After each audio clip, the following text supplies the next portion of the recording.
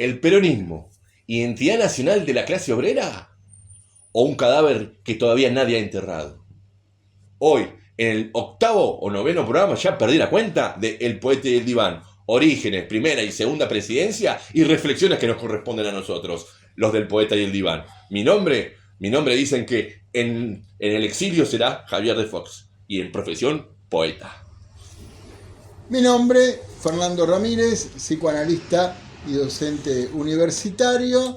Con el fusil en la mano y Evita en el corazón, será siempre este programa Los Soldados de The Fox. Sí, así por eso me tengo que exiliar yo y vos vas a ir acá. Che, vos no importa. Ya tiene himno propio y se queja. Bueno, me olvidé decirte, escúchame, garpa tu risa, Lalo. Acá estamos con Lalo Limón en Bube Studio con el señor Nicolás Rismo, garpa tu risa, así que reíte, vamos a ver si la grabamos en algún momento para penearla. Bueno, 8º o 9º programa al final. Noveno programa, por favor. Ya llegamos al 9º programa. Y en nuestras redes sociales van avanzando de a poquito. Primero en suscriptores hemos subido 10-12 suscriptores. Tenemos 157 suscriptores en YouTube. Estamos todavía alrededor de los 800 suscriptores en Instagram y en... que es el poeta, @el poeta y el diván. Seguimos medio lentitos en Twitter, pero dicen que es una cloaca, así que tanto no nos importa. Y en TikTok tenemos casi 890 seguidores. Así que estamos rondando los 900, el.poeta.y.el.diván. Así que acordate, esto es El Poeta y el Diván, a todo pulmón. Y tenemos esta vez ya con nuevos aportistas en esto. Nos han aportado una docena y media de pastelitos, que es importante. No dudes, nosotros aceptamos especias también, porque es un alientito. Algún día esperamos que la parrilla del frente acá de Bube Studio también nos tire. Pero unos cuantos suscriptores más vamos a llegar. Y aportes económicos, no te olvides, sé uno de ellos. Te invitamos a algo más. Si vos ya te aportaste el mes pasado, aportaste el mes, charlémoslo, escribinos a Instagram y charlamos un aporte mensual, aunque sea, ¿cómo decía la frase esta? Mejor luchar toda la vida. Hay hombres que luchan un día. Hay hombres que aporten un día. Eso sería, hay hombres que aportan un día y etcétera, etcétera. Yo creo que Bertolt Brecht merece mejores citas, pero bueno, lo cierto es que todo aporte que vos haga El Poeta y el Diván va a ser siempre bienvenido. Peronismo, orígenes, primera y segunda presidencia y reflexiones. En tiempos complicados, quizás hay que ver por qué miércoles elegimos peronismo. Señor Javier de Fox, registrará usted que estamos muy cerquita de que se cumpla el 40 aniversario de la muerte de Juan Domingo Perón, el 1 de julio de 1974. 50 aniversario, perdón, es la hora, tengo que justificar mi error de alguna manera. Estamos muy cerquita que se cumpla el 50 aniversario de la muerte de Juan Domingo Perón, 1 de julio de 1974, y desde El Poeta y el Diván queremos hacer una efemérides, sobre todo si se trata del peronismo, no harto trillada, sino compartir algunas reflexiones que nos parecen fundamentales para poder brindarle a nuestro público y a quien nos quiera escuchar una caracterización sobre este fenómeno que hasta el día de hoy marca a fuego, ¿no?, el presente de nuestro destino político. Sí, que claramente no puede ser identificado a sus inicios con el 17 de octubre y todo este mito fundacional, sino que tiene raíces previas que deben ser analizadas también quizás porque condicionan el tránsito, el camino posterior que realizó y que quizás hoy día sigue realizando el peronismo. Como lo he dicho en otras oportunidades, todo programa del Poeta del Diván me hace sentir convocado, comprometido y todo lo que usted ya sabe. Pero particularmente este tipo de programas usted sabe que tiene un plus, tiene un gusto, un sabor especial porque nos permite un marco de libertad, vamos a decirlo así, sobre las reflexiones más estructurales que hace a la situación histórica, política, cultural de nuestro país. Y el peronismo sin duda constituye un atravesamiento fundamental en estos órdenes de cosas, ¿no?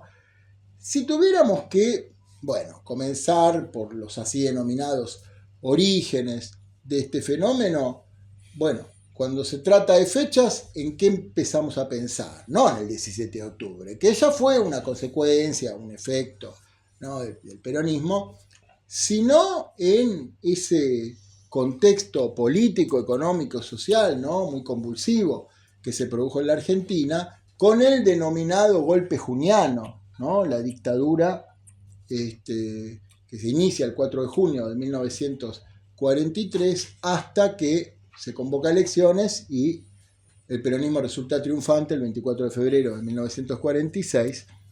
Porque si vamos a comenzar con definiciones que a mi juicio son más que elementales, ¿no?, sobre lo que ha representado el peronismo, vamos a decir que este fenómeno ha cumplido con tres grandes condiciones que representan estados de excepción en la democracia burguesa, ¿no? Es decir, lo que podríamos considerar el preperonismo, la prehistoria del peronismo, los orígenes del peronismo, sin duda lo tenemos que situar en una dictadura clásica, ¿no?, entendida como fue la del golpe juniano, que derroca al presidente Castillo, y bueno, entre el año 43 y el año 46 se lleva adelante por la fugaz, ¿no?, jefatura de Arturo Rawson, a quien le sucedió Pedro Pablo Ramírez, y finalmente de Elmiro Farrell, ¿no?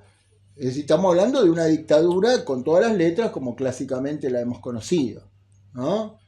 Golpe de Estado, mandos militares a cargo de la política nacional, supresión de las actividades constitucionales, etc.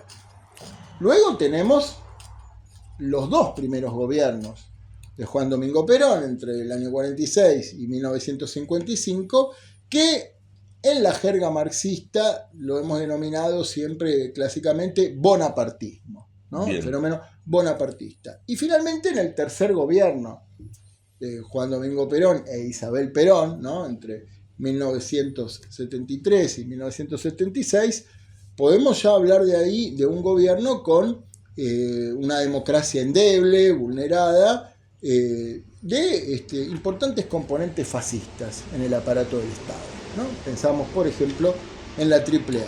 Por lo tanto, si nosotros tendríamos que conjugar lo que ha sido en materia política, institucional, histórica, el peronismo ha logrado reunir dictadura, bonapartismo, gobierno de componentes fascistas en el aparato represivo del Estado, que por supuesto no se puede reducir a estos términos, y esto es lo que vamos a tratar de ir desplegando hoy en los sucesivos programas.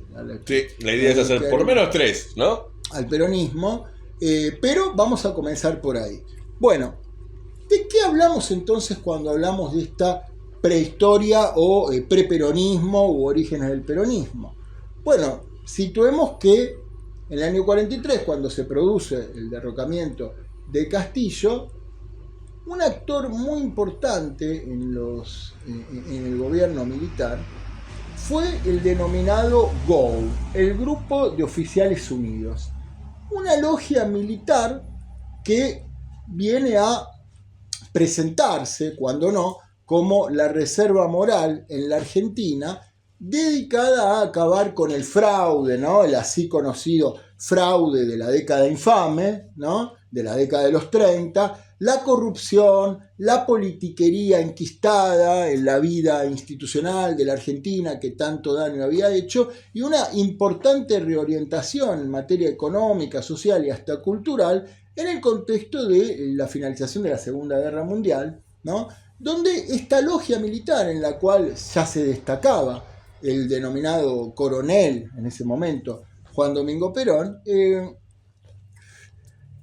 no se autopostulaba en realidad, o más allá de lo que dijera de sí en su conciencia de sí, no podía determinarse sustancialmente como una fuerza viva que venía a establecer un gobierno provisional hasta la normalidad constitucional una vez depurado todos los males de la Argentina. En realidad era una dictadura que en su comienzo tenía el objetivo de perpetuarse en el poder e instaurar, ¿no?, con mano de hierro, como lo hizo, ¿sí?, bueno, un reordenamiento que por un lado apuntaba a evitar, ¿no?, que finalmente la Argentina tomara un rumbo pro-aliado en la Segunda Guerra Mundial, porque recordemos que el candidato, ¿no?, de las clases dominantes en ese momento era Robustiano Patrón Costas, ¿sí?, es decir, un empresario del norte que, bueno, con simpatías pro-norteamericanas, podría llegar a ocupar el poder en la Argentina. Frente a eso, uno de los motivos que impulsó el golpe, pero también, bueno, de qué manera estos militares se proponían reordenar el país, ¿no? Porque en eso es importante, como fuerza dinámica de este golpe del 43, me parece, es que este carácter de dictadura militar clásica, para llamarlo de alguna manera, no lo exentaba de las disputas internas dentro de lo que es el propio ejército, en donde estaba en disputa. Ya se inauguró con el primer golpe una disputa de un ala más liberal oligárquica, que fue la triunfante, frente a la más corporativista, guión nacionalista. El GO como factor en donde Perón empezó a escalar y a cobrar cada vez mayor poder, era una logia militar, un grupo más bien reducido de oficiales jerárquicos, no admitía categorías menores de suboficiales y bueno, tenía el objetivo, en sus propios documentos se puede ver, hay un libro muy interesante del historiador Robert Potage sobre los documentos del GO. En los propios documentos se puede ver cómo el objetivo era disciplinar al ejército, ¿no? Combatir el comunismo fundamentalmente, porque el GO estaba convencido que en el ejército existía la infiltración comunista, y adoctrinar a los oficiales menores para tener una estructura vertical y centralizada. Bueno, ha sido una dictadura terrible, no solo por la supresión de las actividades políticas, constitucionales, normativas en el país, sino por lo que ha significado de manera regresiva en materia cultural, ¿no? En el país, es decir, se entregó la educación a la enseñanza religiosa, ¿no? Se intervinieron las universidades, hubo cientos de docentes cesanteados, despedidos, estamos hablando también de persecuciones, presos políticos, intervenciones a los sindicatos, ¿no? Y bueno, como decías vos, el ejército también dirimía sus propias internas, porque en principio esta dictadura llega con una coalición entre sectores liberales, fue el caso de Arturo Rawson, ¿no? El primero que encabezó esta dictadura, que dura poco tiempo porque no puede conformar un gabinete con personajes del liberalismo que venían siendo cuestionados, asociados a la vieja política. Asume Pedro Pablo Ramírez y en ese momento ya Perón tenía una importante concentración y escala de poder dentro del GO, sobre todo porque se presentaba, como así lo tildan algunos historiadores, como el hombre más programático, con una visión de país, ¿no? Con una estructuración del Estado. Perón llega a ser ministro de Guerra, secretario de Trabajo y Previsión, cuando se convierte el viejo Departamento Nacional de Trabajo en la Secretaría de Trabajo y Previsión, lo cual ha dado, digamos, una importante base para todo el acercamiento a un grueso de la clase obrera, y, bueno, vicepresidente, ¿no? Es decir, un hombre que venía a concentrar mucho poder. Y aquí entra, además de todas estas series de perspectivas, ¿no? Propias de esta dictadura, las persecuciones, los presos políticos, las cesantías, el espionaje, ¿no? Lo importante, Javier, acá es entender que contra lo que dicen las versiones más edulcoradas y oficialistas del peronismo, no existió una ruptura sustancial entre lo que ha sido el espíritu de la dictadura juniana y los gobiernos bajo Juan Domingo Perón. ¿Por qué? Porque si bien, por supuesto, Perón gana las elecciones de manera transparente, con el masivo apoyo de la clase obrera y de otros sectores sociales, donde finalmente el 24 de febrero de 1946 triunfa contra la denominada Unión Democrática, que agrupaba al Partido Comunista, al Partido Socialista, a los radicales, ¿no? Perón logra efectivamente, con su poder acumulado, un traslado, ¿no? Es decir, una extrapolación de lo que había significado el espíritu fundamental de esa dictadura bajo el retorno de la democracia constitucional en sus dos gobiernos. Por lo tanto, esos puntos de continuidad entre lo que fue esa dictadura clásica y los gobiernos del peronismo no los podemos perder de vista para poder entender este fenómeno. En primer lugar, bueno, claro, sí, tenemos que referirnos a que además del combate al comunismo, la represión, ¿no? los presos políticos y todo lo que ha hecho, tenemos allí, ¿no? Un germen fundamental de lo que ha sido esta base, lo que el peronismo siempre denominó la columna vertebral, ¿no? Nunca la cabeza. No, la columna vertebral, la cabeza ya sabemos quién era siempre, ¿no? Que fue la clase obrera, ¿no? Bueno, allí nace efectivamente todo el movimiento que va a dar lugar, ¿no?, a esta sustancialidad del peronismo nutrida de la clase obrera. Y entonces lo que hay que examinar un poquito ahí es qué estaba sucediendo con el movimiento obrero en ese momento en la Argentina. Bueno, el movimiento obrero había experimentado una división, ¿no?, importante en la CGT, recordemos se había fundado en la década del 30, ¿no?, es más, en el año 30, si no me equivoco ahora, que estaba partida entre CGT1 y CGT2, ¿no? Bueno, la CGT1 estaba integrada por sindicatos en manos del socialismo, otro tipo de tendencias, y la CGT2 tenía importantes gremios en manos del Partido Comunista, aunque también elementos del Partido Socialista, Bueno, ¿no? ese es un... Perdón. No, lo que te quiero decir es, sí, se disuelve, el gobierno militar disuelve la CGT2, tomando como eje fundamental el combate al comunismo, y con los sectores de la CGT1 llega a un mayor entendimiento. Pero dale así. No, después, en esto que también habla, justo coincide históricamente o tiene que ver con esto, el punto de la propia disolución del Partido Socialista que venía arrastrando hacia un par de décadas, porque esta característica de que las dos CGT estén encabezadas por socialistas y en un punto hablando de una diferencia al interior de la pata sindical del Partido Socialista, de cómo pararse, un debate que ya había venido desde la fundación propia del Partido Socialista y que ahora encontraba en esto un estallido pleno y un Estado que tomaba partido por uno de los dos sectores del Partido Socialista que tendrá que ver con esto. Ahí en lo que decís tocas este nervio vital de lo que finalmente va a constituir el devenir del movimiento obrero de cara al peronismo, ¿no?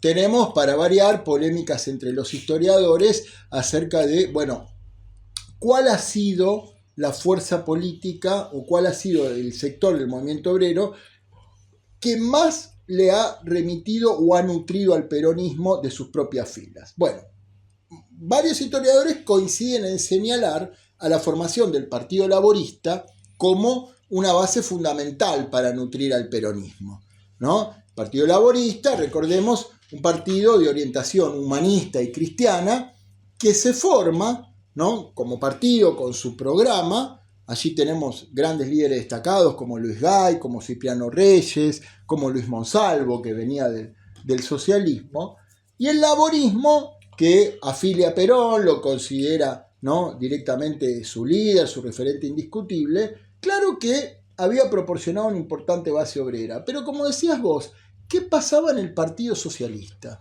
Donde allí otros historiadores ponen más el foco, y el Partido Socialista venía de una tradición muy particular con el movimiento obrero, ¿no? Porque si bien tenía y dominaba importantes sindicatos como la Unión Ferroviaria y otros, el Partido Socialista había tenido un congreso en el año 1918 en Avellaneda, donde se había resuelto la llamada prescindencia, es decir, que el partido tenía una política, como era el Partido Socialista, reformista, parlamentarista, ¿no?, destinada a elevar la cultura, las condiciones materiales de la clase obrera, pero no desde el marxismo, desde el materialismo histórico, y por el otro lado había resuelto que los cuadros sindicales, ¿no?, que remitían al Partido Socialista, bueno, llevaran una política más autónoma o más independiente de la línea del partido para no justamente plantear lo que sería una absorción, ¿no?, de la fusión entre el partido y los sindicatos. Bueno, eso fue un importante acontecimiento del Partido Socialista porque posibilitó que muchos de sus dirigentes durante más de 2 décadas efectivamente llevaran adelante políticas u orientaciones que no respondían exactamente a la dirección del partido, ¿no? Allí tenemos, por ejemplo, hombres como José Domenech, ¿sí?, el gran dirigente ferroviario, o tantos otros, Jacinto Done, ¿no?, tantos otros que ha escrito libros sobre el movimiento obrero, que, bueno, en esta prescindencia la debilidad se notaba en que el partido no podía ser, ¿no?, aquella dirección real y concreta con su programa de sus propios cuadros obreros. Cuando, digamos, aparece todo el contexto de la Segunda Guerra Mundial, ¿no? El ascenso de los totalitarismos, etcétera, e incluso, bueno, aquí la formación del preperonismo, el partido revisa esta posición, pero no pudo evitar que muchos de sus cuadros efectivamente se traspasen al peronismo. De tal manera que por el lado del Partido Laborista y por el lado del Partido Socialista tenemos ahí dos grandes fuentes de nutrición para lo que ha sido el movimiento obrero en el peronismo. Terminamos el primer bloque, el poeta y el diván. Vamos a seguir en el segundo bloque con esto, más sobre los orígenes. Que tener en cuenta que estamos haciendo una ultra reducción del asunto. Pasaremos a la jornada del 17 de octubre y el primer gobierno peronista, y así seguiremos. Seguimos así en el poeta y el diván. Muchas gracias, repito, a Portista, el que aporta un día, bla, bla, bla, bla, bla, lo de Brecht. Seguimos acá con el noveno programa sobre el peronismo, si es un cabal insepulto, si sigue siendo la identidad nacional. Segundo bloque, estamos tocando los orígenes, algunos elementos desconocidos, como es el rol de los socialistas, que vos le está dando mucha pelota al respecto. Sí, porque considero que, y de acuerdo a algunos historiadores, ahí está el libro de Matsushita sobre el movimiento obrero, de Bailey también, ahora no recuerdo exactamente los títulos, pero pueden buscar Matsushita y Bailey, dos historiadores que han marcado mucho el componente nacionalista que existía en grandes filas del movimiento obrero y que incluso en el Partido Socialista se había hecho presente, y esta política de la prescindencia que había autonomizado a sus cuadros obreros. O sea que lo hacía como más permeable. Lo hacía más permeable o más vulnerable, ¿no? Como había pasado con el gobierno de Irigoyen, más permeable y más vulnerable a que estas bases obreras tuvieran una mayor predilección, ¿no? Hacia un gobierno que desde el Estado, como fue incluso el caso de la dictadura juniana, empezó a darle importantes señales, ¿no? De condescendencia, acaso la creación de la Secretaría de Trabajo y Previsión, una serie de leyes, ¿no? Y conquistas importantes que se habían obtenido en ese momento. Pero no vamos a redundar en lo que ya la historiografía oficial y toda la industria editorial que existe, y en materia audiovisual también hoy podemos encontrar sobre el peronismo. Vamos a decir que, bueno, Perón despertó con su concentración de poder y la política obrerista que tuvo, pero con un fuerte combate al comunismo, ¿no? Sobre todo lo que ha sufrido el Partido Comunista, persecuciones, presos, etcétera, disolución de sus sindicatos y todo.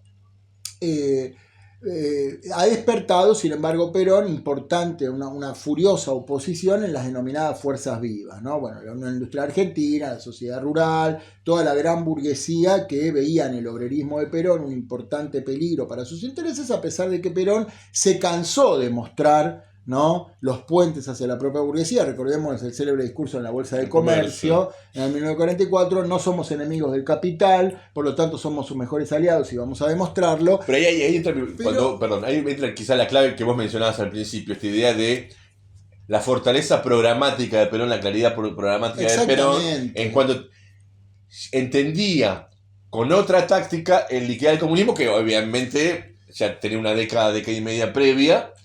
Tenía como claridad que el método que lo estaba viendo a nivel mundial y que ahí podía ser un poco...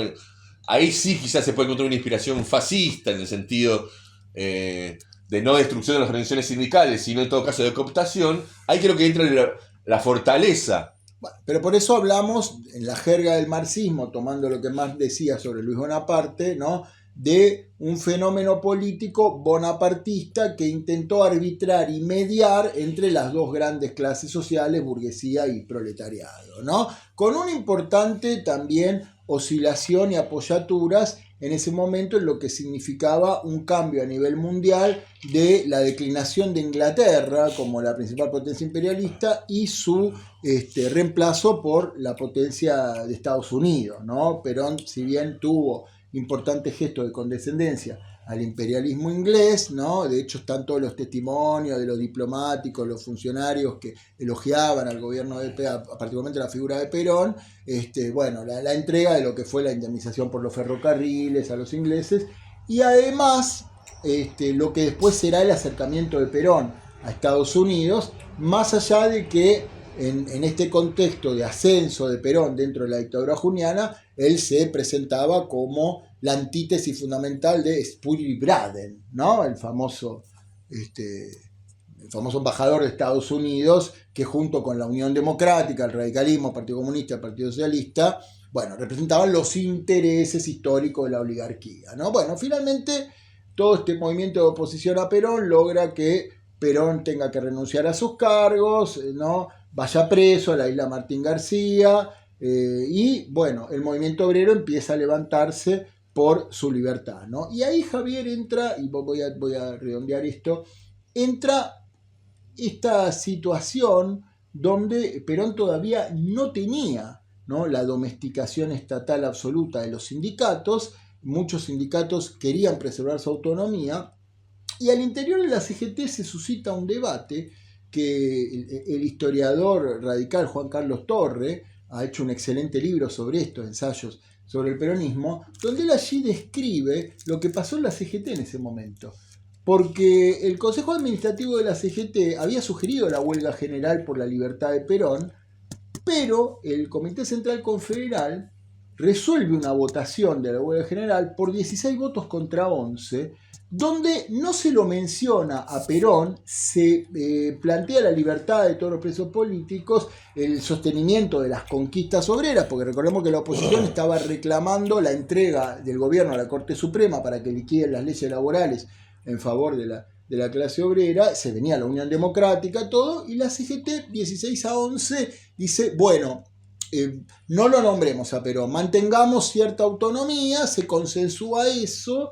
El rol del laborismo, particularmente de Cipriano Reyes, al frente del Sindicato de la Carne, paralelo al que era el histórico Sindicato de la Carne del Partido Comunista, ¿no? Por esa gran figura, dirigido por esa gran figura, el negro José Peter, ¿no?, el Partido Comunista. Bueno, Cipriano Reyes tuvo un rol fundamental en eso, él escribe Yo hizo el 17 de octubre, desmitifica ahí que la figura de Eva Perón haya tenido una presencia el 17 de octubre, la clase obrera se lanza a la calle. También, como dice Juan Carlos Torre y otros historiadores, hay que desmitificar esto de simplemente las bases desbordaron a las direcciones, porque sin el llamamiento a la huelga de la CGT no se hubiera coordinado todo lo que después se hizo con esos gremios que, provenientes de Berisso, de Ensenada, de Avellaneda, cruzaron el puente, hay que decirlo, con la anuencia de la policía, y hasta la celebración de la policía, se produce, ¿no?, esa gran marcha, concentración masiva en la plaza el 17 de octubre, Perón es puesto en libertad por la presión que el gobierno militar tenía en ese momento.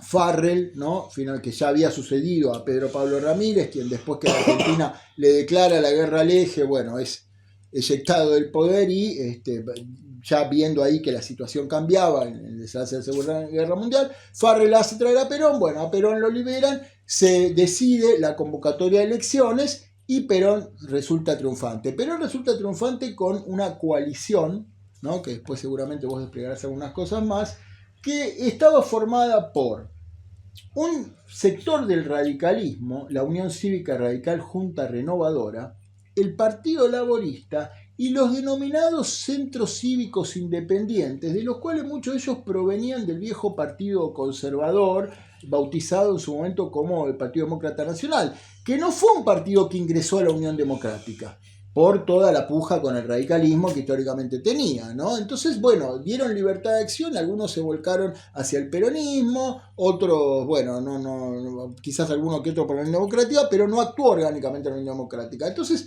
Perón gana con esa coalición, y al poco tiempo, ¿qué hace? Disuelve esa coalición, y en particular, obviamente, sufre una disolución el Partido Laborista. Partido Laborista que viene a ejercer una resistencia en algunos de sus cuadros a esa disolución para conservar su autonomía. Cipriano Reyes había sido diputado por el laborismo. ¿Y qué es lo que hace Perón? Bueno, se inventa una conspiración contra Cipriano Reyes, se lo acusa de querer promover el asesinato de Perón, conspirando con Arturo Rawson y el dirigente socialista Américo Scioldi. A Cipriano Reyes se lo encarcela, se lo somete a torturas, que él lo describe en su libro, importante libro que recomendamos, La farsa del peronismo, picanas en los testículos, en el pecho, dónde está Scioldi, dónde está Rawson, cantá, todo. Bueno, finalmente lo liberan con la Revolución Libertadora, y la disolución del laborismo, el encarcelamiento de Cipriano Reyes y otro de sus dirigentes, significó la liquidación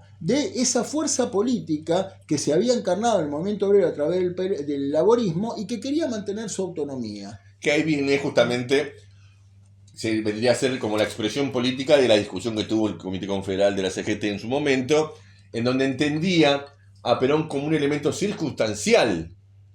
Es decir, que la base era sostener los logros conquistados a partir de su propia fuerza y a partir de su propia tradición, en el sentido de la organización que había y las huelgas que habían ocurrido durante todo el periodo y que continuarán con la primera etapa del ascenso de Perón.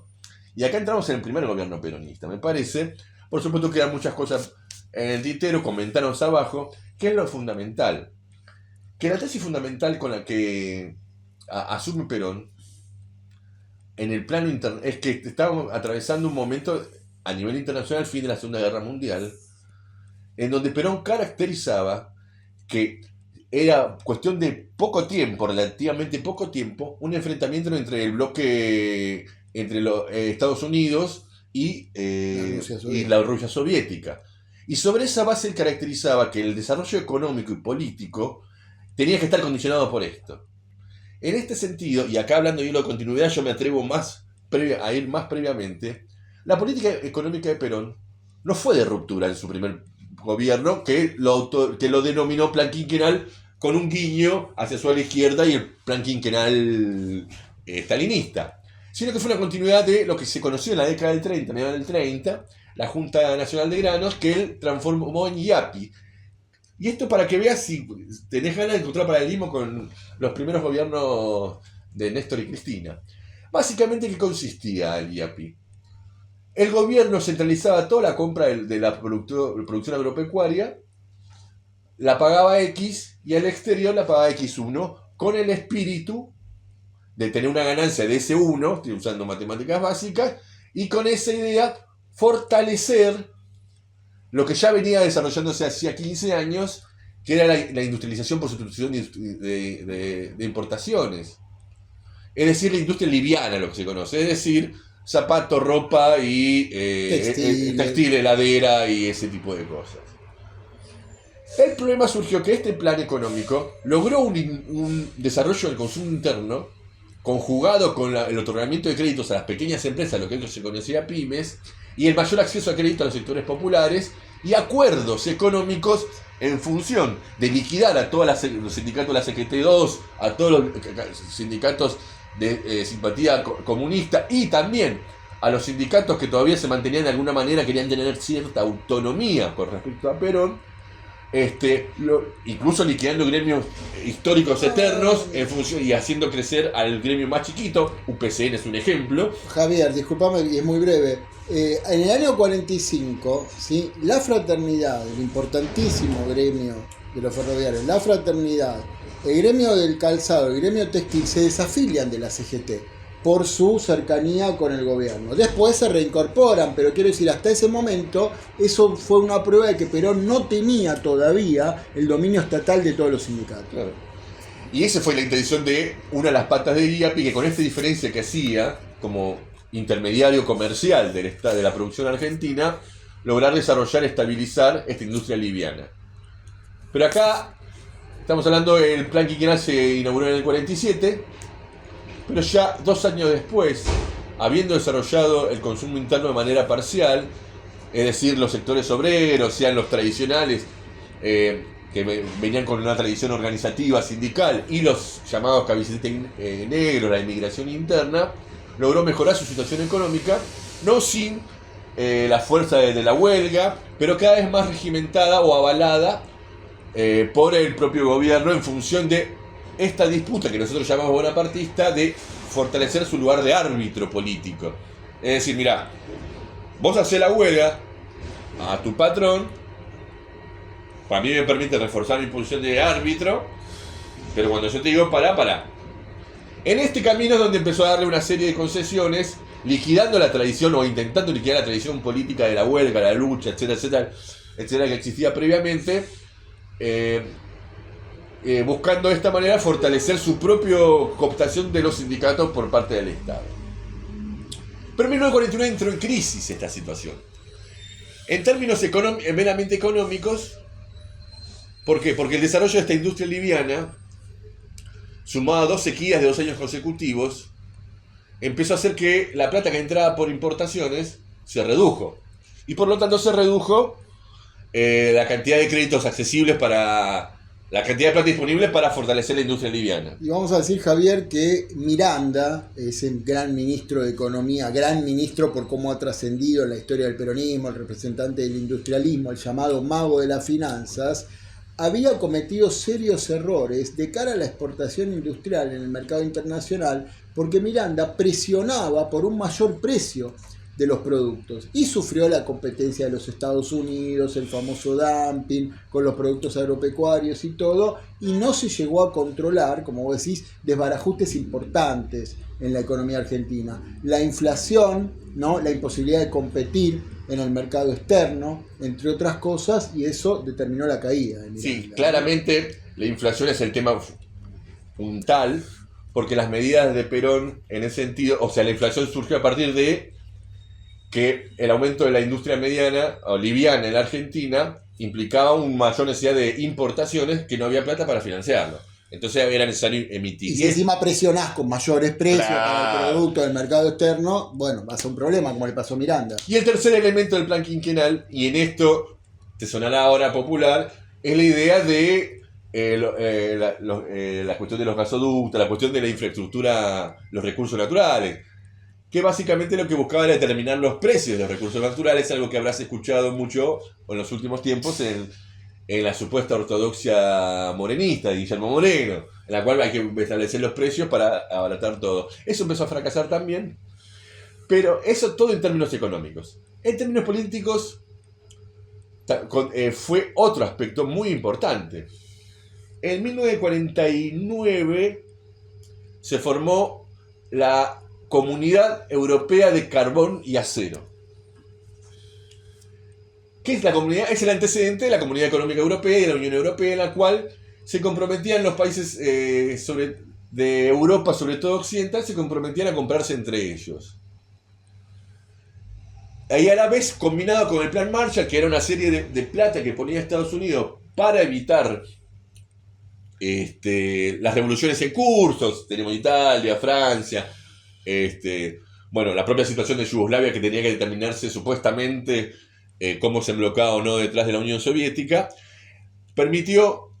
significó para la economía argentina la primera mitad del fracaso de la tesis fundamental de Perón.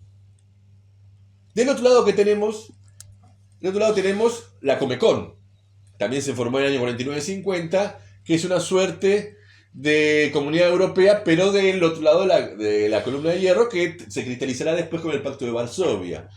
Y de este lado con la OTAN también, que se formó en el año 49. Es decir, estamos hablando de que la tesis de Perón, que decía, muchachos, acá vamos a la guerra en los próximos años, la decisión de Estados Unidos y de Europa y la decisión de la Unión Soviética con Stalin a la cabeza era, no, muchachos, acá no vamos a ninguna guerra, acá reportámonos al mundo, acá del encuentro de Yalta, etcétera, etcétera, acá no vamos a repartir al mundo, repartámonos los mercados y no hay lugar para una tercera posición, que era lo que la raíz, la matriz del gobierno peronista y la tesis fundamental peronista.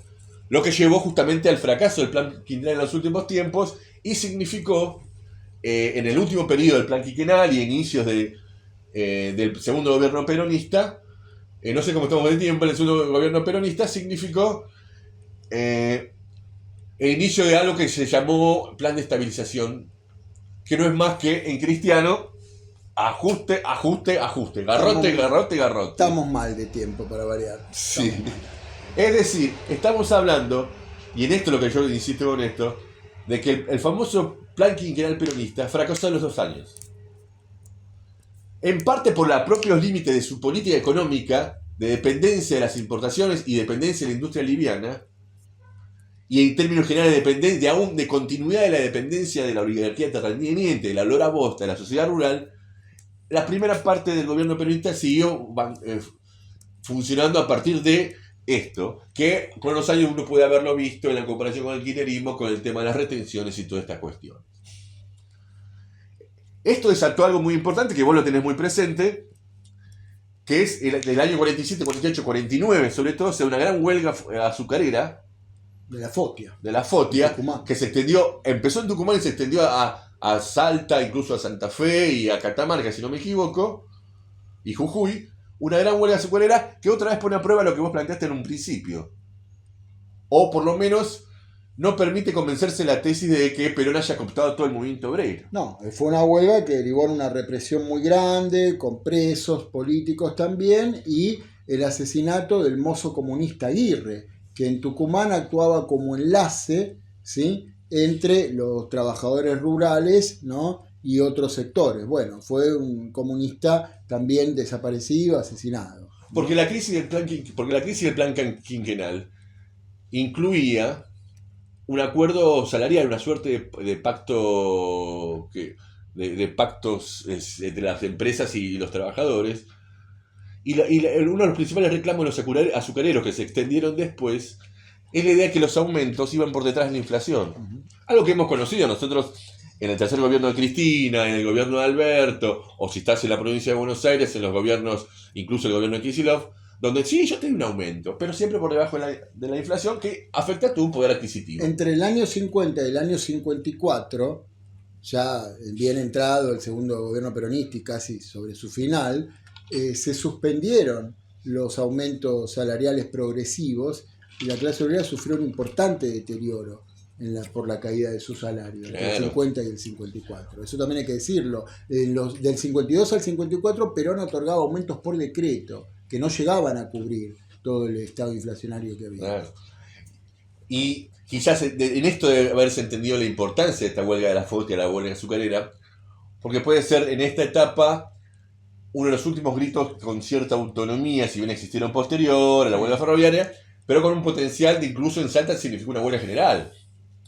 Y si uno observa el desarrollo de la huelga azucarera, el rol de la CGT nacional, de bombero del gobierno nacional, incluso con un discurso de antinacional, traidor a Perón, esto, lo otro. Recordemos que la CGT había decidido la potestad de intervenir los sindicatos, claro, para frenar estas huelgas. Y ese fue el segundo paso, porque el primer paso trataron de cooptar a los dirigentes de la CGT zonal. El segundo paso, al no pasarlo, recordad que pasó entre octubre y diciembre del 49, fue la huelga esta de la Fotia, de los azucareros. En todo este proceso, la resistencia obrera, la inquebrantabilidad de la resistencia obrera en función de sus objetivos, que incluso en Salta, por ejemplo, llegó a plantear la renuncia del Ministerio Agrario Provincial, llevó a que el último recurso fuese, lisa y llanamente, la represión, una represión fenomenal. Desarticuló la Fotia directamente, claro, esa represión. Con amenazas e incluso ahí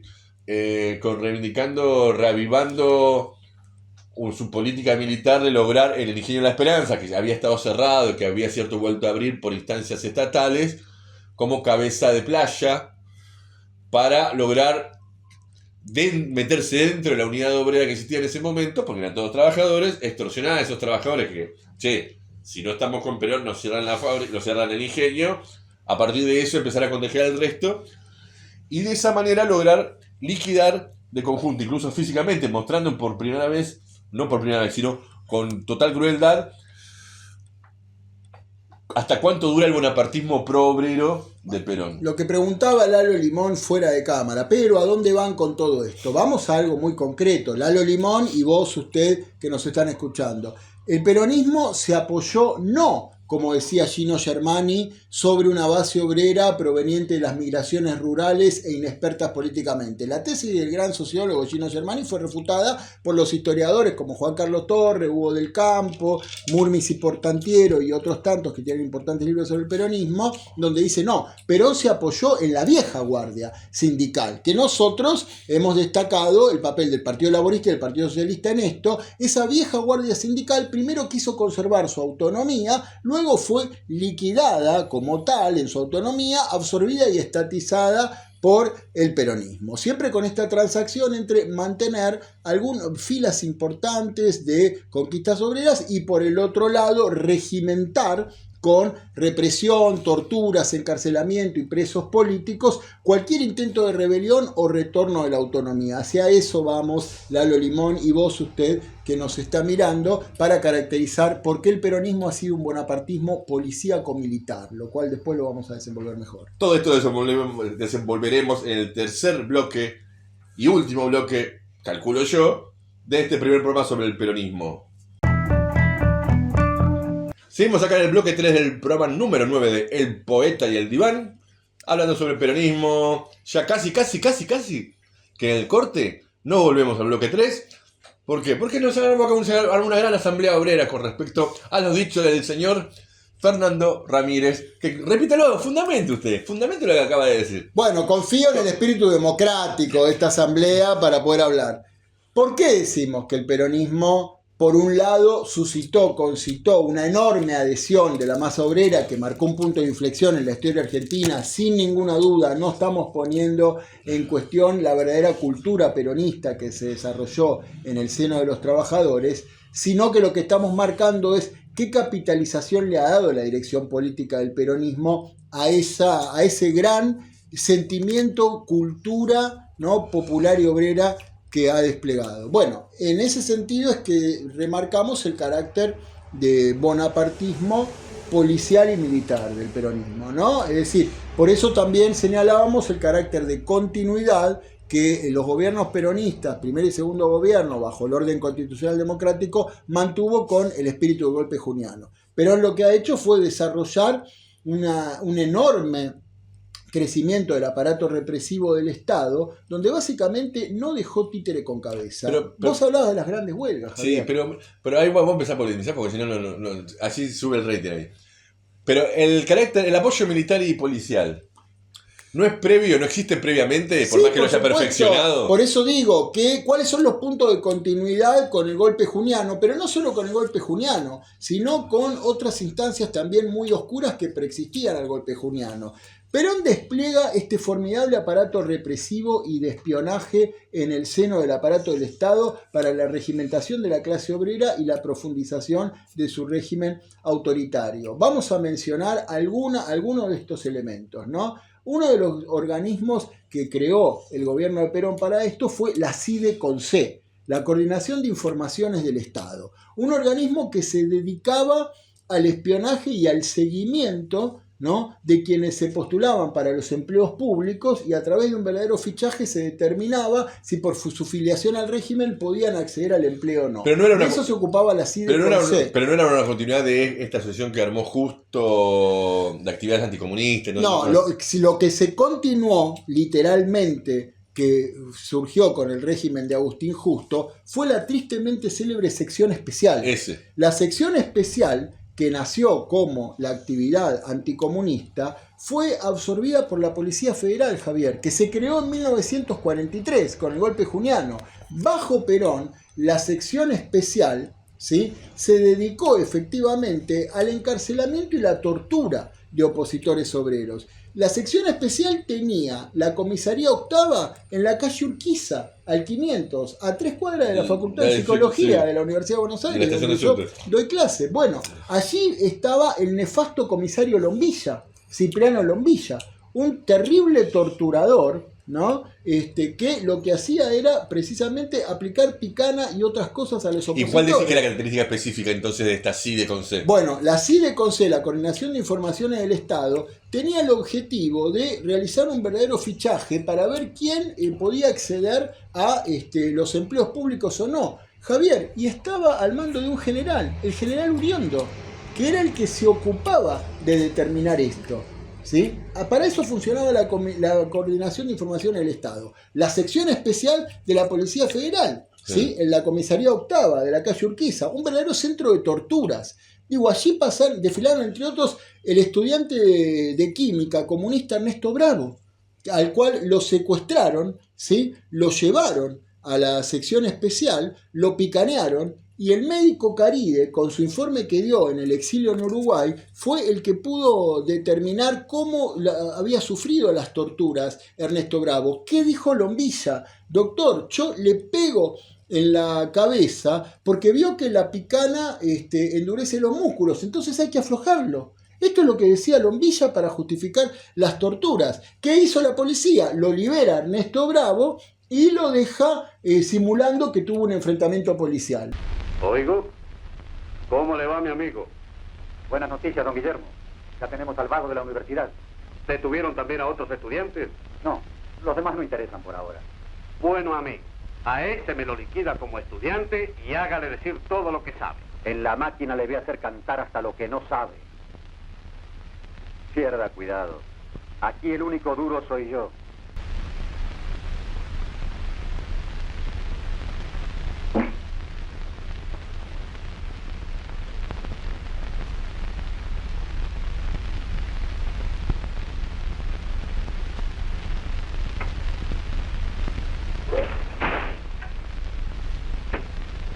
Dame la picana. Dale bastante.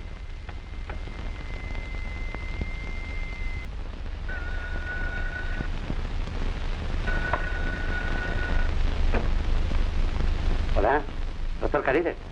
Te hablan de la sesión especial. Como usted verá, a los muchachos se les ha ido la mano.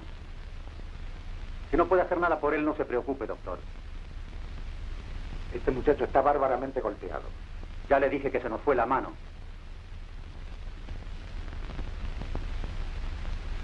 Hay conmoción cerebral. No puede ser, doctor. Lo que usted observa en la vista es el efecto de la picana eléctrica. Insisto en mi diagnóstico. Puede estar en lo cierto, doctor. Pero cuando se aplica la picana, los músculos se contraen y el individuo queda duro. Después lo ablandamos a golpe. Eso podría haberle producido el trauma.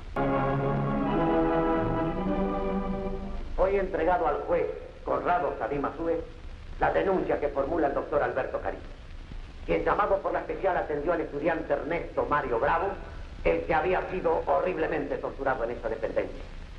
Es el mismo estudiante que la nación de pie está reclamando y la especial niega haber detenido. El secreto del sumario me inhibe entrar en detalles de este vergonzoso hecho. Pero si esta Cámara permanece hoy también insensible como lo ha venido haciendo, nuestra presencia no tiene esa razón de ser. La barbarie, señores, está a la vuelta de la esquina en cualquier barrio de Buenos Aires.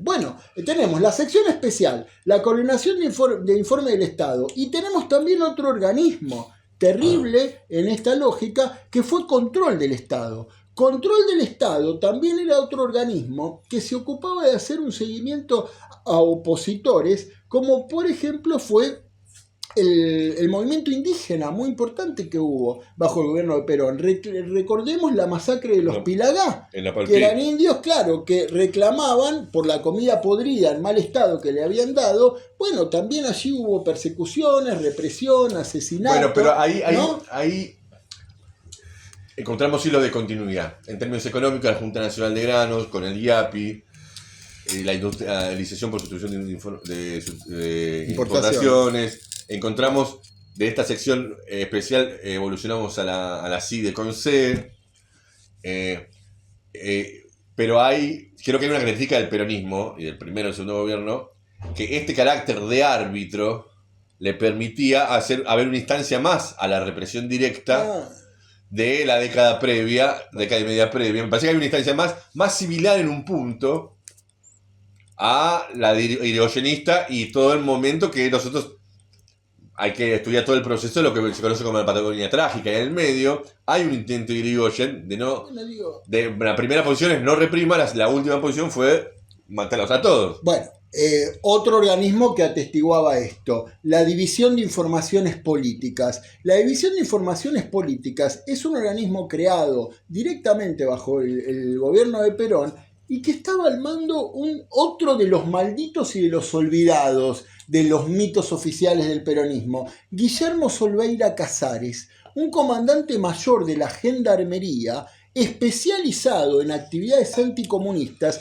que ya había tenido un importante papel de represión en el Chaco durante el gobierno juniano, trasladando presos políticos para su tortura en Resistencia, en el Chaco. Guillermo Solveira Casares tenía su dependencia muy cercana a las oficinas de Perón y era un tipo aclamado y reconocido por Perón. Pero entonces vos no ves que hay una nueva instancia, Perón inaugura una nueva instancia a la represión y el espionaje. No, sin lugar a dudas, había una guerra de servicios también en el seno del peronismo. No, pero yo insisto. Había una guerra de servicios, pero el objetivo de Perón era mantener todas estas dependencias, la CIDE con C, el Ministerio de Asuntos Políticos a cargo del nefasto Román Subiza, el Solveira Casares con la División de Información Política dedicado estrictamente a las actividades anticomunistas, que además intervenían en los gremios. Sí, pero además intervenían en los gremios. El objetivo de Perón era mantener estas dependencias por separado para concentrar su poder. Eso logró una competencia y una guerra de servicios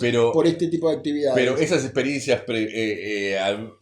Esa realidad, si bien fue generalizada, hay experiencias previas que llevaban al agotamiento de las experiencias de dictaduras previas, incluso quizás se puede decir de la Revolución del 43. ¿En qué sentido lo digo? En que era un carácter con un gobierno con apoyo popular que lo diferenciaba No, por supuesto. de los gobiernos previos, sea militar o sea democrático o pseudo-democrático. Había un apoyo popular que inauguraba una nueva instancia de negociación, por supuesto, y acá es donde entra lo que yo mencioné en el bloque anterior, que estaba sostenida con la importancia de la situación económica que permitiera darle cosas. Claro. Y ahí es lo que ocurrió, y ahí es el punto donde yo creo que se desnudó. Por eso yo digo, esta visión de bonapartismo apoyado en el ejército. En última instancia, como marxistas, sabemos que el Estado y que los bonapartismos no son más que la defensa, de una forma que toman la defensa del Estado burgués.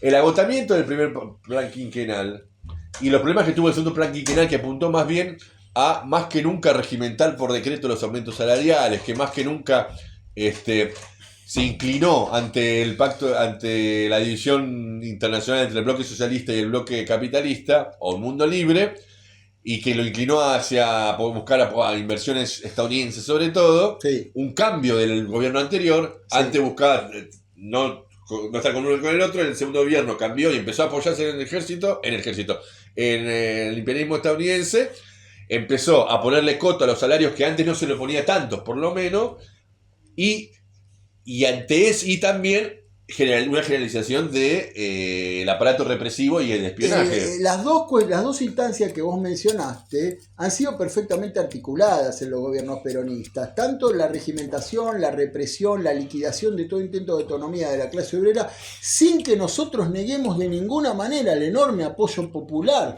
que el peronismo logró concitar, y a su vez el acercamiento a los capitales imperialistas frente a la crisis económica. Entonces tenemos, cuando el movimiento obrero intentó esbozar su autonomía, por ejemplo, a través de importantes huelgas, vos mencionabas la de la FOTIA en el 49, recordemos la trascendental huelga de los obreros del calzado en el año 46, que involucró a 55.000 trabajadores que pedían la abolición del trabajo a destajo, que Perón se había negado a abolirla, y finalmente también, después de persecuciones, de represiones, se logró y la creación de un sindicato paralelo del calzado, integrado por comunistas y peronistas combativos también, se logró la abolición del trabajo a destajo. La gran huelga de las trabajadoras telefónicas del año 49, si no me equivoco, donde allí fueron secuestradas y torturadas obreras telefónicas, como Nieves Boschi, que perdió su embarazo.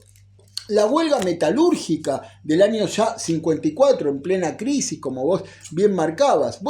¿Qué pedían los obreros? Controlar condiciones de productividad, porque era la antesala del tristemente célebre Congreso de la Productividad del año 54 de Perón, donde se trataba de reforzar, ¿no?, un pedido de mayor productividad que las patronales hacían, y los obreros metalúrgicos respondieron a eso, ¿no? Dijeron, que nos permitan controlar la tarjeta de producción para mostrar en qué condiciones estamos trabajando aquí.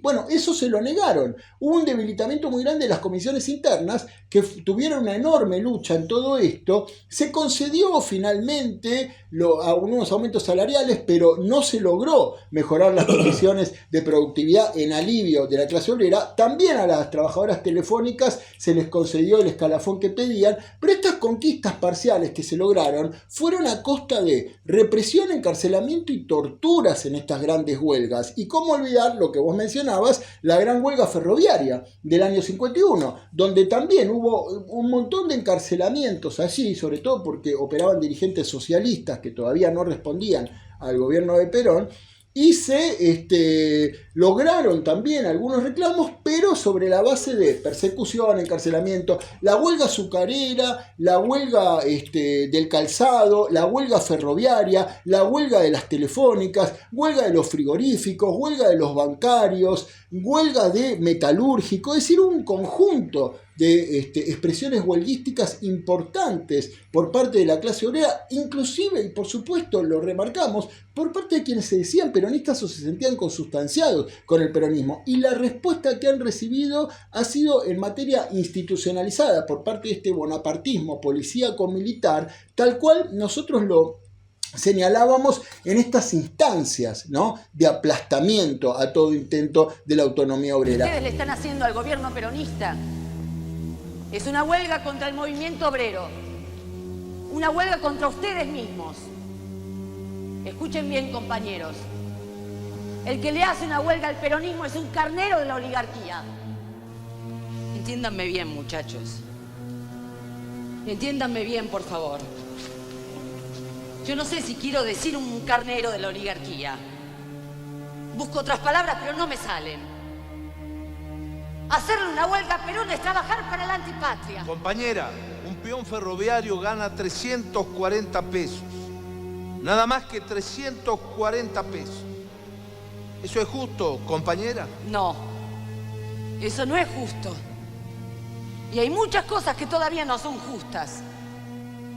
Los sueldos se van a llevar a 500 pesos, eso se lo juro yo. Pero también le juro que lo vamos a hacer solamente si abandonan esta huelga, muchachos. Además, compañeros, ¿estamos hablando solamente de salarios? ¿Qué pasa? ¿Y la vivienda? ¿Y los derechos sociales? ¿Y las jubilaciones y las vacaciones pagas? ¿Qué pasa, compañeros? ¿Se olvidaron ya? ¿Quién les dio todo eso? Se los dio Perón. Y a Perón le están haciendo una huelga. ¿Qué tendrían si en el 45 hubiera ganado la Unión Democrática? Menos salarios y ninguna conquista social. Comerían mierda, compañeros, mierda de la oligarquía. Eso es cierto, compañera. Pero en el 45 no ganó la oligarquía. Ganamos nosotros. Entonces de ello no esperamos nada. Pero de usted y del general Perón esperamos todo, compañera. Decime, ¿vos sos peronista? Sí, peronista, compañera. Bueno, entérate entonces. También Perón y yo esperamos cosas de los peronistas. Ante todo, que no nos hagan huelgas. Que no den el mal ejemplo a los otros compañeros. No queremos huelgas en la Argentina de Perón, ¿está claro? Nadie le puede quitar al movimiento obrero el derecho de huelga, señora. Vos sí que no sos peronista. Soy socialista, señora. Socialista de Juan B. Justo y de Palacios. Sí. Socialista de los lameculos de la oligarquía y del Yankee Braden. De los canallas de la Unión Democrática. Oíme bien. En la nueva Argentina, el que defiende a los obreros es Perón. Y el que está contra Perón está contra los obreros, por más socialista que se diga. Señora, permítame No, que le diga no te permito nada.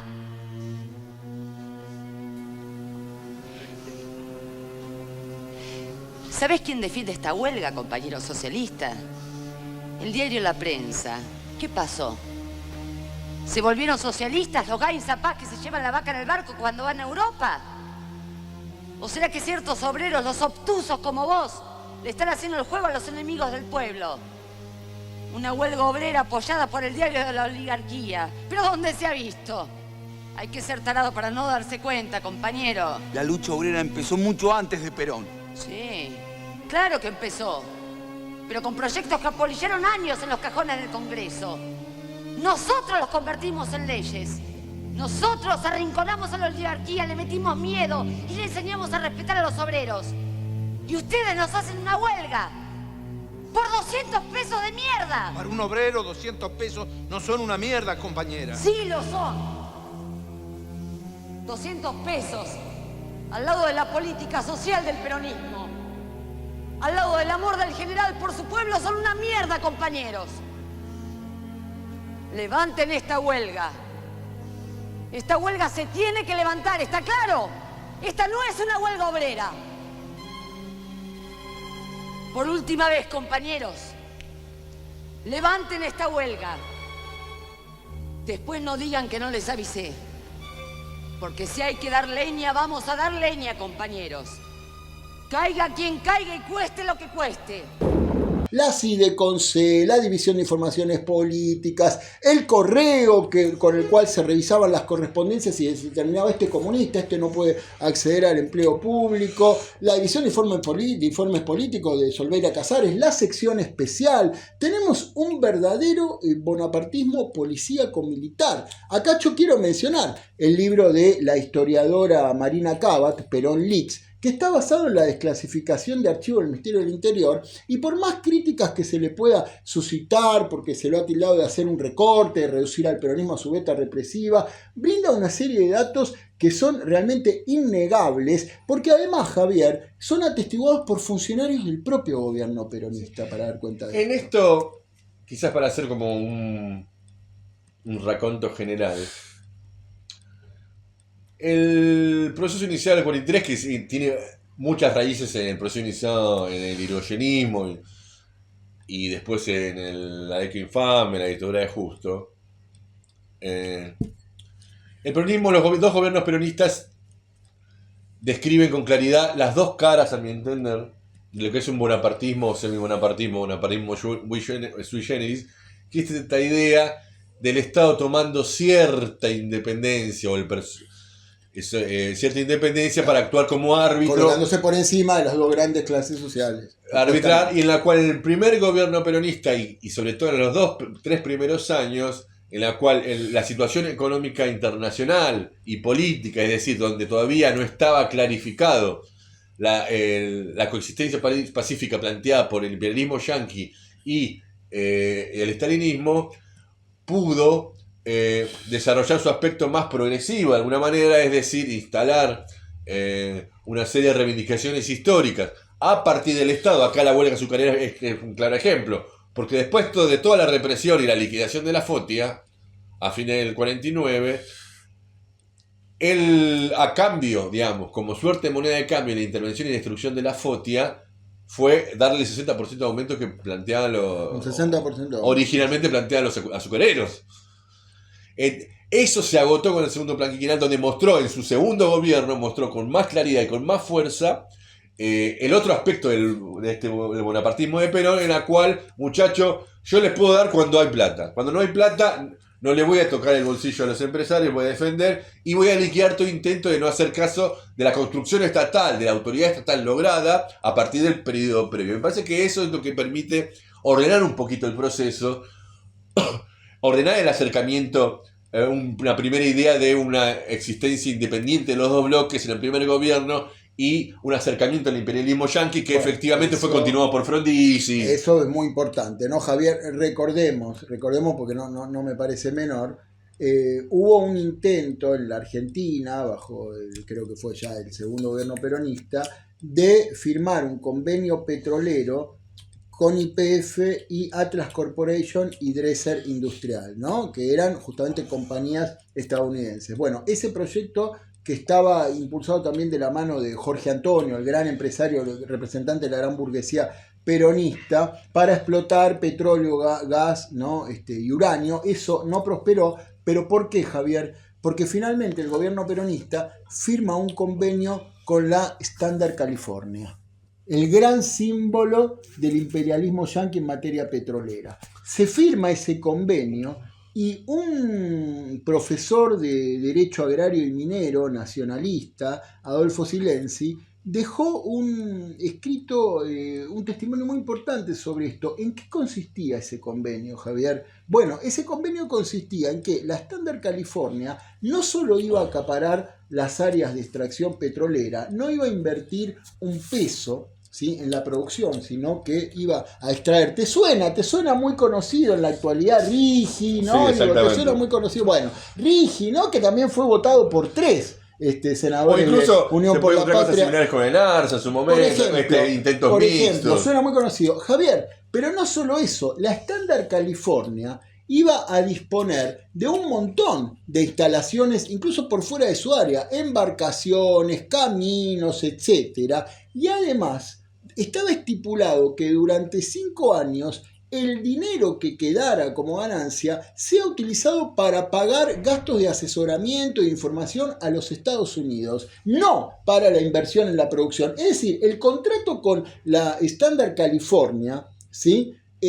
Ya con el giro de Perón hacia los Estados Unidos, recordemos el tributo a Milton Eisenhower cuando visita aquí la Argentina, significó pasar a archivo, pasar al basurero de la historia, la célebre polarización nacionalista contra Braden, ¿no? E ir directamente con los capitales del imperialismo de Estados Unidos. Ese convenio no llegó a materializarse porque se produjo el golpe de la Revolución Libertadora, de la Revolución Fusiladora. Pero, independientemente de que no se haya llegado a ejecutar, lo importante es caracterizar bien qué intencionalidades políticas y económicas representaba ese convenio, ¿no? Sí, que ese convenio es en punto. Bueno, la Standard California. Tuvo un espacio concreto de legalización, legitimización, que implicaba un RIGI de la época, es decir, terrible. Un aplastamiento de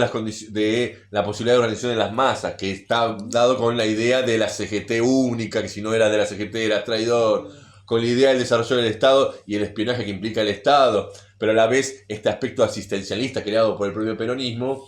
El Congreso de la Productividad buscó, a principios del 54, establecer esto, que empezó a encontrar, a revivir las distintas huelgas obreras en función de esto, de resistir. Tuvimos el antecedente de la huelga metalúrgica, Claro. de la que hacíamos mención, ¿no? Que a la vez, recordar cuando nosotros hablábamos de los problemas que significó para la industria liviana el costo de importación de productos básicos, que intentó y no logró el segundo plan quinquenal peronista, una oposición de los sectores medios, donde esto es interesante, no solo tiene que ver con cuestiones ideológicas de la democracia y la represión, no solo tiene que ver con las cuestiones espirituales, religiosas de la ley de divorcio, la separación de la iglesia del Estado, tuvo algunos intentos que tuvo el gobierno Claro, el peronista. enfrentamiento con la iglesia. El enfrentamiento con la Perón iglesia, tenía un enorme que maquillaje fue- con la iglesia, pues rompió. Que fue horadando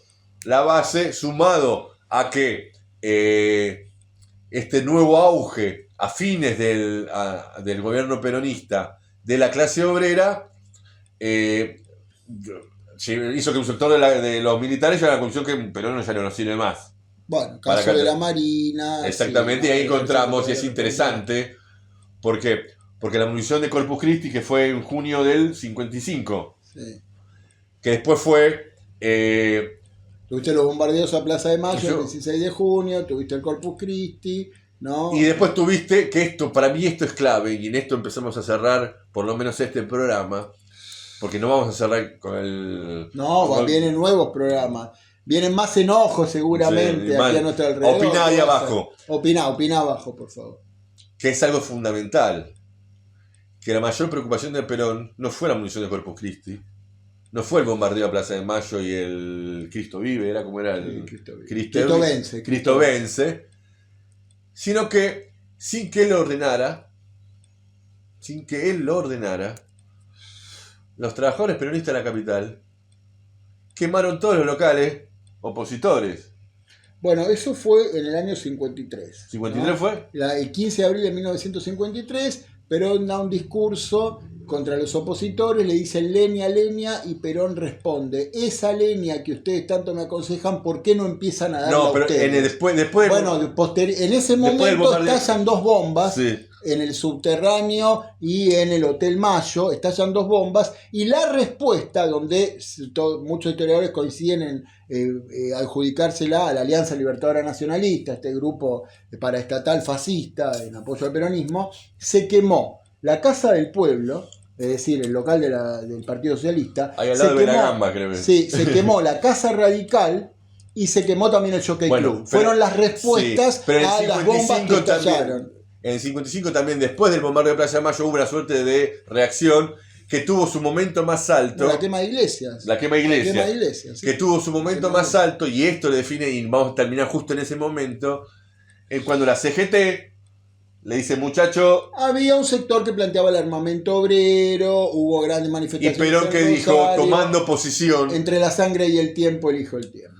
tomando posición en la cual ese bonapartismo que se había presentado en 2 etapas, que había inaugurado programáticamente como una lucha contra el comunismo, a partir de otra táctica, que no era la represión lisillana, sino la incorporación de un elemento medio, que era la cooptación de los sindicatos, los organismos autónomos de la clase obrera, que logró en su mayoría durante un primer periodo, y el desarrollo del consumo interno, el mercado interno, eso al estallar desembolcó en la más dura represión y el desarrollo de la parte represiva del Estado. Lo mostró con claridad de qué lado estaba parado Perón cuando dijo, muchacho, Entre la sangre y el tiempo, elijo el tiempo, cañonera paraguaya y exilio. esto fue el 9º programa del Poeta y el Diván. Acordate, como dice Brecht, no sirve mucho el que aporta un día, pero aporta siempre, frenar de aportes mensuales, canal.poeta.diván, nuestras redes sociales, comentarios, suscríbete, apretá la campanita para recibir nuestras notificaciones. Hemos crecido en el último programa casi como 8 o 9 suscriptores, que para nosotros es muy importante. Comenta mucho, seguimos recibiendo aportes, pastelitos, algún billete, algo que te pueda, el aguinaldo ahora nos favorece. Entonces, muchachos, el Poeta y el Diván en Instagram y X, el.poeta.i.eldiván en TikTok, canal.poeta.diván si querés aportar esta asamblea abierta que se está convirtiendo día a día nuestro querido El Poeta y el Diván. ¿Alguna reflexión final para ir cerrando? Me despido nuevamente con nuestro flamante himno. Con el fusil en la mano y Evita en el corazón, será siempre este programa Los Soldados de The Fox. ¿Tu familia es gorila?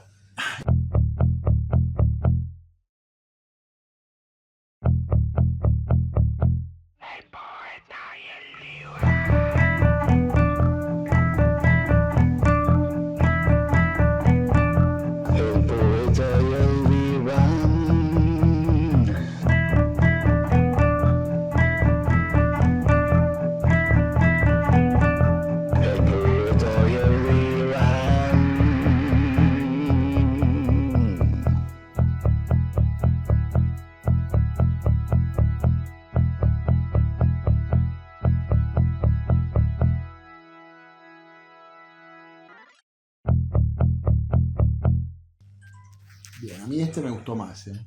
No sé, dije un décimo de lo que pensaba.